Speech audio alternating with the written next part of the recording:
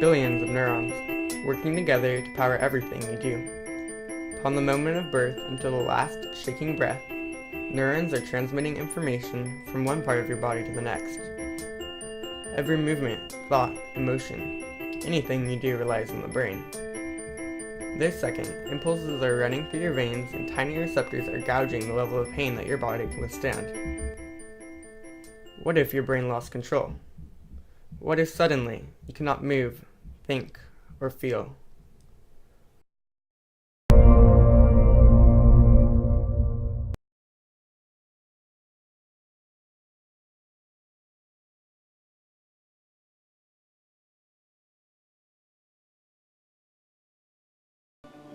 It's hard to say exactly how often, but it's too often for sure. I know people will complain of head injuries or pain after going head to head with someone a lot. I mean, there's also a ton of kids on the team, so there's a lot of opportunity for people to get concussions in practice and in the games, but a fair amount of the time.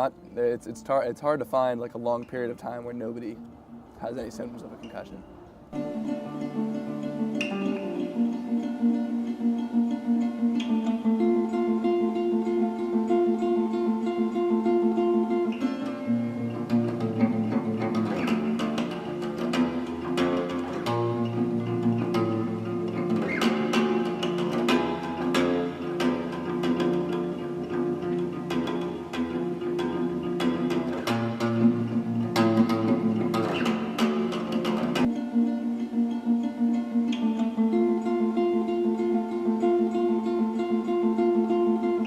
Whenever you have a concussion, it's kind of like a bruise to the brain, but people take it lightly because you can't see it, but it's something that needs to be taken seriously. So seeing a doctor would be the best thing because they can see if it's something more serious that they need to get a CAT scan for to see if there's any bleeding going on in the brain.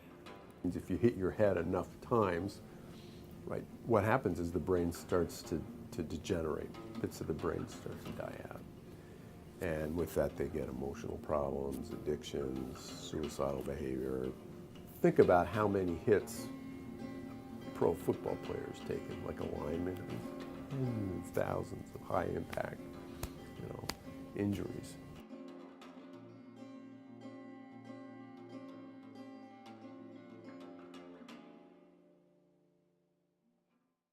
These are, this is interesting. That's just, of all those connections, this is one of the main superhighways in your brain.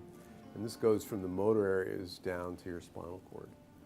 So guess what happens if you injure this? You get paralyzed, that's right.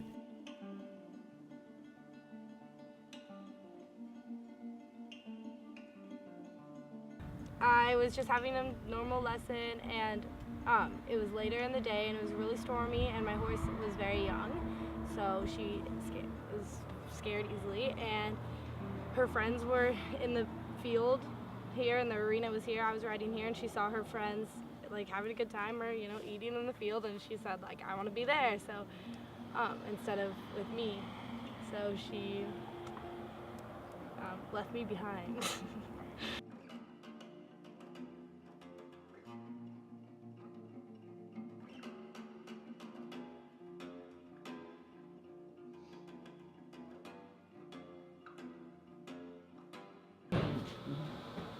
What type, like a pig brain or like that? That is a human brain. A human brain? Is all this information about concussions has to get out to people who are high school football coaches and baseball coaches and soccer coaches, because it's really important. If someone gets a concussion, you've got to get them out of commission for a few weeks until the symptoms clear before they go back and take a chance on another concussion, because 2 concussions separated by a year are much less of a problem than 2 concussions separated by a week. It's that repetitive thing that gets you into life. I took Jake and his older brother Jesse skiing last weekend, right? It's the first time in my life I've ever worn a helmet while skiing. Nobody used to wear helmets. I mean, this is brand new for skiing that people wear helmets in the past couple of years. I was sort of, I don't need a helmet, I'm not going to fall. I don't fall, other people fall, right? And You know, I figured, think how ridiculous it would be as if I work on this stuff.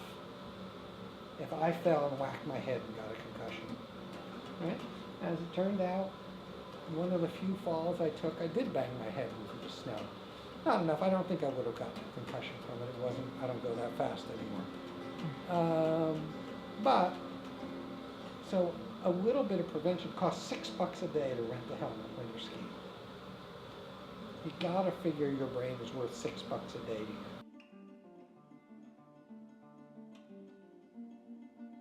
Back leg expecting impact, and he got. Oh, look out! A shot right back at Cobb off his head, and the throw to first is in time, and Alex is straight down. Does for the end zone. It's too far out. Oh, and a nasty hit. That is Patrick Edwards out of the back of the end zone, and they are calling for attention immediately.